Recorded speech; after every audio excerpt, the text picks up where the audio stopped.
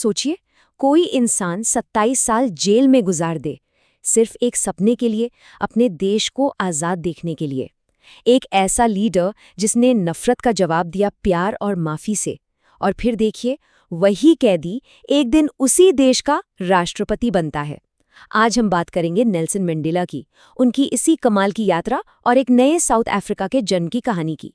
तो मंडेला की इस पूरी कहानी को अच्छे से समझने के लिए हम इसे 5 हिस्सों में देखेंगे। उनके जीत के दिन से शुरू करेंगे और फिर देखेंगे कि कैसे उनकी ये लंबी यात्रा हमेशा चलती रही। चलिए कहानी की शुरुआत करते हैं उस ऐतिहासिक दिन से जब साउथ अफ्रीका की सुबह हमेशा के लिए बदल गई। तारीख थी 10 मई 1994, एक ऐसी तारीख जो साउथ अफ्रीका के इतिहास में हमेशा के लिए दर्ज हो गई। प्रिटोरिया शहर उस दिन सिर्फ सूरज की रोशनी से नहीं, बल्कि दशकों के अंधेरे के बाद मिली आज़ादी की एक नई उम्मीद से जगमगा रहा था। और ये कोई छोटा मोटा फंक्शन नहीं था। सोचिए, दुनिया भर से 140 से भी ज्यादा देशों के लीडर्स वहां मौजूद थे। मतलब पूरी दुनिया देख रही थी, साउथ अफ्रीका के इस नए जन्म की गवाह बन रही थी। मंडेला ने इस भीड़ को एक बड़ा खूबसूरत नाम दिया, एक इंद्रधनुषी जमावड़ा। और ऐसा था भी, क्योंकि वहां हर रंग, हर नस्ल के लोग एक साथ खड़े थे। ये उस नए साउथ अफ्रीका का जश्न था जो अब सच में सबका था।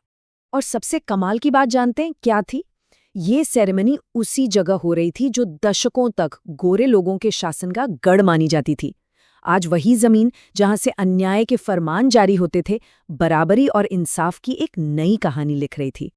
पहले मिस्टर डी क्लार्क ने शपथ ली, फिर थाबो म्बेकी ने, और फिर वो पल आया जिसका सदियों से इंतजार था। नेल्सन मंडेला ने साउथ अफ्रीका के पहले अश्वेत राष्ट्रपति के रूप में शपथ ली। ये सिर्फ एक शपथ नहीं थी, ये आज़ादी और बराबरी का जीता जागता सबूत था। लेकिन इस जश्न और खुशी के बीच मंडेला उस दर्द भरे अतीत को नहीं भूले जिसने इस दिन को मुमकिन बनाया था। अपनी स्पीच में मंडेला ने जीत के इस पल में भी उस दर्दनाक अतीत को याद किया। उन्होंने अपार्थाइड यानी रंगभेद की उस बेरहम व्यवस्था को याद किया जिसने दशकों तक उनके लोगों से उनकी इंसानियत तक छीन ली थी।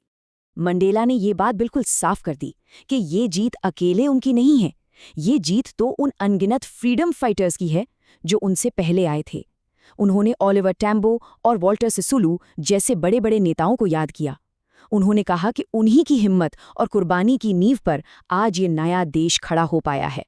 मंडेला के लिए साउथ अफ्रीका की असली दौलत उसके सोने हीरे की खदानें नहीं थीं। उनका मानना था कि देश का असली खजाना तो उसके लोग हैं, जो दुनिया के सबसे शुद्ध हीरे से भी ज्यादा कीमती और सच्चे हैं। चलिए अब उन उसूलों पर नजर डालते हैं जो मंडेला ने अपने संघर्ष के दौरान सींचे और अपनी पूरी जिंदगी जिए। इतने सालों के संघर्ष ने मंडेला को हिम्मत का असली मतलब सिखाया। उन्होंने समझा कि हिम्मत का मतलब ये नहीं कि डर ही न लगे, नहीं, हिम्मत का मतलब है डर पर जीत पाना। असली बहादुर वो नहीं जिसे डर नहीं लगता, बल्कि वो है जो डर को हराकर भी आगे बढ़ता है। मंडेला ने समझाया कि हर इंसान की जिंदगी में 2 बड़ी जिम्मेदारियां होती हैं, एक अपने परिवार के लिए और दूसरी अपने समाज और देश के लिए। लेकिन अपार्थाइड वाले साउथ अफ्रीका में एक अश्वेत इंसान के लिए इन दोनों फर्जों को एक साथ निभा पाना नामुमकिन था। और पता है, आज़ादी का मतलब भी मंडेला के लिए वक्त के साथ साथ बदलता गया। जब वो बच्चे थे तो उनके लिए आज़ादी थी खेतों में दौड़ना, जब जवान हुए तो अपना परिवार बसाने की आज़ादी।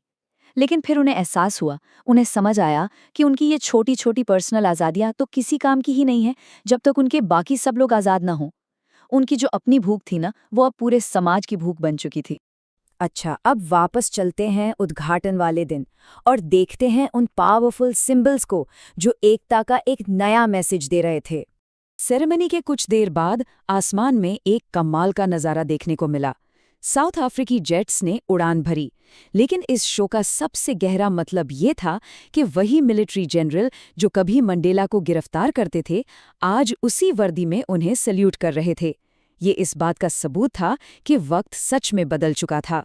फिर एक और खास पल आया जब 2 राष्ट्रगान बजाए गए। एक वो जो अश्वेत लोगों के संघर्ष का प्रतीक था और दूसरा वो जो पुराने रंगभेदी शासन का था। ये सिर्फ 2 गाने नहीं थे, ये 2 इतिहासों का मिलन था। ये इस बात का ऐलान था कि अब साउथ अफ्रीका में हर आवाज को सम्मान मिलेगा।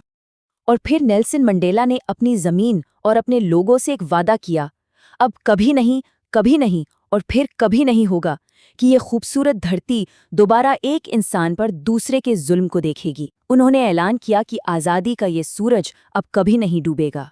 लेकिन मंडेला के लिए ये लड़ाई यहाँ खत्म नहीं हुई थी। उनका मानना था कि आज़ादी का असली मतलब इससे भी कहीं ज्यादा गहरा है। अब यहाँ मंडेला हमें आज़ादी का एक बहुत ही गहरा और शायद सबसे ज़रूरी सबक सिखाते हैं।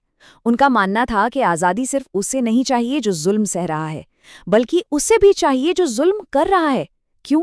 क्योंकि जो इंसान किसी दूसरे की आज़ादी छीनता है ना, वो खुद भी तो नफरत और छोटी सोच का कैदी होता है। असली आज़ादी तो तब है जब दोनों इन जंजीरों से आज़ाद हों। उनकी स्वतंत्रता की लंबी यात्रा उस दिन खत्म नहीं हुई। जैसा कि वो खुद कहते हैं, एक बड़ी पहाड़ी चढ़ने के बाद ही पता चलता है कि अरे, अभी तो ऐसी कई और पहाड़ियां बाकी हैं। रंग भेद की पहाड़ी तो पार हो गई, लेकिन गरीबी, असमानता और अन्याय के खिलाफ लड़ाई आज भी जारी है। तो नेल्सन मंडेला की जिंदगी हमें यही सिखाती है कि आज़ादी कोई डेस्टिनेशन नहीं है, ये एक लंबा सफ़र है। एक ऐसा सफ़र जिसमें हर कदम पर हिम्मत और इंसानियत की ज़रूरत पड़ती है।